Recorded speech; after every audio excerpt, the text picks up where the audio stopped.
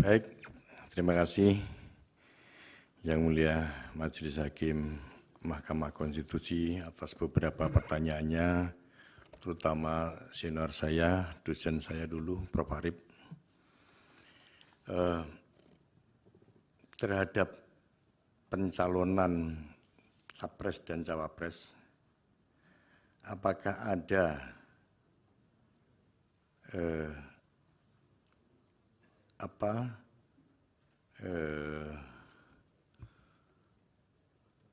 kepatuhan penyelenggara? Sudah kita periksa, tadi saya sampaikan ada 4 pengaduan yang khusus pencalonan Capres dan Cawapres.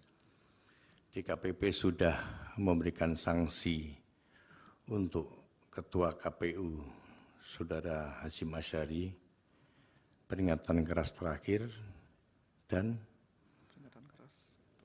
peringatan keras untuk anggota KPU yang lain. Mengapa dibedakan antara anggota KPU dan Ketua KPU? Karena DKPP, putusan DKPP itu bukan kepada lembaga, tapi kepada individu-individu penyelenggara pemilu. Jadi yang diputus itu adalah pelanggaran etik yang dilakukan oleh individu-individu penyelenggara pemilu, bukan lembaganya. Benar nggak ada ketidaknetralan? Sampai sejauh ini belum ada pengaduan ke DKPP yang berkaitan dengan netralitas penyelenggara pemilu sampai hari ini. Kemudian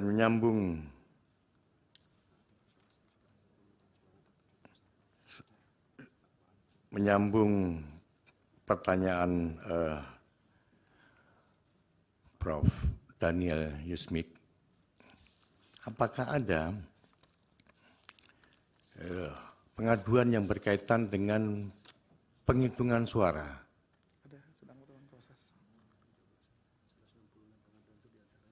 Ada 166 pengaduan itu, diantaranya adalah terkait persoalan penghitungan suara dan rekap. Hanya dari 166 ini belum kami sidangkan, masih dalam pemeriksaan verifikasi administrasi dan verifikasi material. Jadi belum kami jadwalkan sidang. Dari 166 itu hampir 90% berkaitan dengan tahapan, yaitu soal penghitungan suara, kemudian pemungutan suara ulang, dan rekapitulasi. Karena persidangan yang kami lakukan saat ini masih menyidangkan sisa-sisa perkara tahun kemarin yang belum selesai. Ya.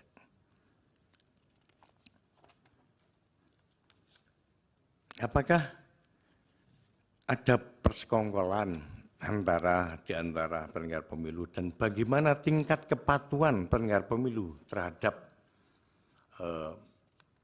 kode etik penyelenggara pemilu? Dan apakah putusan DKPP dilaksanakan secara konsisten? Jadi setiap kali DKPP memutus perkara selalu disertai penetapan bahwa selambat-lambatnya 7 hari sejak diputuskan harus dilaksanakan. Sekaligus memerintahkan Bawaslu untuk mengawasi jalannya putusan ini. Dan sejauh ini hampir semua putusan DKPP dilaksanakan. Mulai dari putusan yang sifatnya peringatan keras, bahkan pemberhentian. Karena sudah banyak anggota KPU dan Bawaslu, terutama di tingkat kabupaten kota, yang diberhentikan. Nanti datanya tolong disampaikan oleh Mas Tio, berapa banyak? Sudah banyak. baik pemberhentian tetap maupun pemberhentian dari jabatan. Jadi tadi Prof. Arief nyinggung, ini kok sudah diberi peringatan keras berkali-kali kok tidak diberhentikan. Mohon izin yang mulia. Jadi di KPP dalam memeriksa perkara itu fokus pada pelanggaran etik yang diadukan yang sedang kita periksa. Jadi berapa besar derajat pelanggaran etik perkara itulah kita lakukan hukuman atau putusan atau sanksi sesuai dengan derajat yang diadukan dan bukti-bukti yang terungkap di persidangan.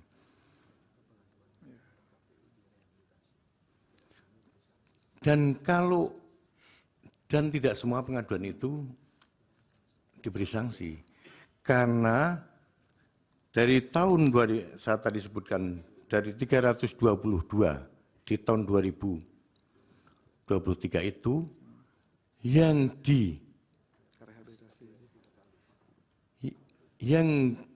beberapa kasus banyak yang direhabilitasi karena memang pengaduannya tidak terbukti. Jadi DKPP memang selama ini diwajibkan, diharuskan merehabilitasi penyelenggara pemilu yang tidak terbukti. Saya mau ambil contoh kasus. Beberapa anggota KPU dan beberapa anggota Bawaslu itu selain pernah dijatuhi sanksi, juga pernah direhabilitasi. Ada beberapa anggota KPU juga pernah menerima beberapa sanksi, tapi juga pernah direhabilitasi di kasus yang lain. Kira-kira gambarannya seperti itu. Karena banyak sekali diadukan. Seorang penyelenggara pemilu itu dalam setahun bisa diadukan bukan cuma sekali, bisa 5-10 kali, bahkan mungkin sampai 15 kali diadukan. Tapi tidak semua aduan itu terbukti. Kalau terbukti kita beri sanksi sesuai dengan derajat pelanggaran etiknya. Kalau pelanggarannya cukup berat, ya kita beri sanksi peringatan keras atau peringatan keras terakhir. Kalau berat lagi kita berhentikan dari jabatan. Kalau berat lagi kita berhentikan dari keanggotaan. Bahkan ada putusan DKPP itu yang sangat keras, yang menyebutkan yang bersangkutan tidak layak menjadi penyelenggara pemilu untuk saat ini dan selamanya. Ada putusan semacam itu. Kalau pelanggarannya sangat berat.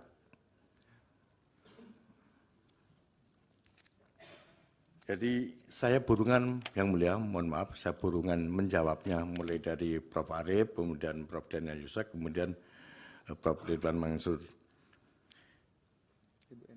Ibu Eni Nurbaningsih yang saya hormati, apa tadi pertanyaannya?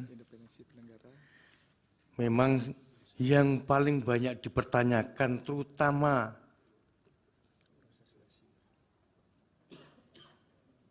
di saat ini adalah tentang independensi penyelenggara. Pertanyaan-pertanyaan itu saya kira kita tidak bisa menutup mata dan telinga. Itu muncul di mana-mana. Dan saya juga di KPP juga mendengar itu. Tapi sekali lagi Ibu ingin saya sampaikan, belum ada pengaduan yang berkaitan dengan independensi. Belum ya, bukan berarti tidak ya, belum ada pengaduan yang berkaitan dengan independensi. Tapi yang berbau-bau ada pengaduan yang berkaitan dengan independensi. Belum ya, bukan berarti tidak ya, belum ada pengaduan yang berkaitan dengan independensi. Tapi yang berbau-bau tidak independen ada. Karena misalnya penyelenggara pemilu berpihak pada salah satu peserta pemilu, ada. Atau anggota penyelenggara pemilu menjadi pengurus partai politik, itu pernah diadukan, dan itu kita berhentikan. Itu yang terjadi. Jadi sebelum mereka menjadi penyelenggara pemilu sudah kita filter. Karena peserta pemilu tidak boleh menjadi penyelenggara pemilu. Jadi yang terindikasi kuat, bahkan yang terbukti dia anggota partai politik kita berhentikan. Ada beberapa yang kita berhentikan. Jadi kalau pengaduan caleg ini, kalau soal keterpihakan itu biasanya tercermin lewat pengaduan. Misalnya pendengar pemilu A, dia diadukan karena dia menggeser suara. Itu artinya indikasinya dia berpihak pada partai yang dia untungkan. Seperti itu. Tapi yang tentang netralitas penyelenggara pemilu secara keseluruhan, belum kami terima pengaduan itu. Pak Dewa ingin menambahkan? Cukup. Pak Tio, cukup ya. Begitu yang mulia Majelis Hakim Konstitusi yang bisa saya sampaikan. Mohon maaf bila ada kekurangannya.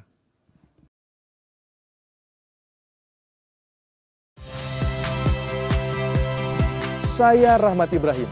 Saksikan program-program Kompas TV melalui siaran digital, pay TV, dan media streaming lainnya. Kompas TV, independen, terpercaya.